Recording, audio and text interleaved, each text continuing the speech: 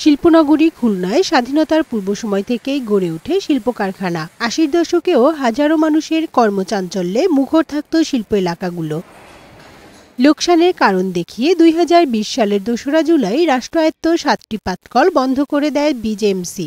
এ সময় crescent, platinum, Khalishpur ও দৌলতপুর, আলিম ও eastern এবং ester jute মিলের প্রায় ২৬,০০০ স্থায়ী ও অস্থায়ী শ্রমিক চাকরি হারান।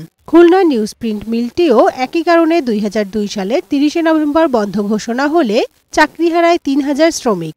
১৯৬৫ সালে স্থাপিত খুলনা হার্ডবোর্ড মিল বন্ধ হয় ২০১৩ সালের ২৬শে নভেম্বর।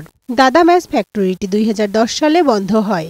সরকারের পক্ষ থেকে ইজারা দেয়া দুটি পাটকল গুটি কয়েক তাঁত চালু রেখে বিশাল পরিমাণে জমি ও ভবন দখলে রেখেছে। পাটকলের অনুমতি নিয়ে চলছে অন্য শিল্প কারখানা। শিল্প প্রতিষ্ঠানগুলো বন্ধ হওয়ায় বেকার হয়েছে অসংখ্য মানুষ। অনেকে বিকল্প কর্মসংস্থানে কোনো রকম টিকে আছে পরিবার নিয়ে। পাটকল তো চালু করে না, নামে মাত্র পাটকল চালু করছে। মানুষ অসহায়, যাওয়ার কোনো জায়গা না, এই জন্য বাধ্য হয়ে যায় কাজ করে।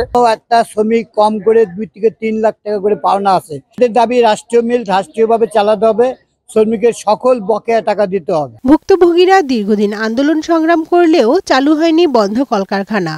আমাদের দাবি, যেহেতু সরকার সব জায়গায় সংস্কার করছে, আমরা চাই যে সংস্কারের আওতায় জুট মিলগুলো আসুক। রাষ্ট্রায়ত্ত এসব শিল্প প্রতিষ্ঠানের সম্পদ রক্ষা ও আইন শৃঙ্খলা রক্ষায় তৎপর রয়েছে শিল্প পুলিশ। কোনো রকমের শ্রমিক অসন্তোষের সৃষ্টি না হয় এ ব্যাপারে আমরা সার্বক্ষণিক কাজ করছি। বন্ধ কলকারখানাগুলো আবারও চালু করতে উদ্যোগ নেবে সরকার, এমনটাই প্রত্যাশা স্থানীয়দের। কানিজ নুসরাত, বৈশাখী সংবাদ।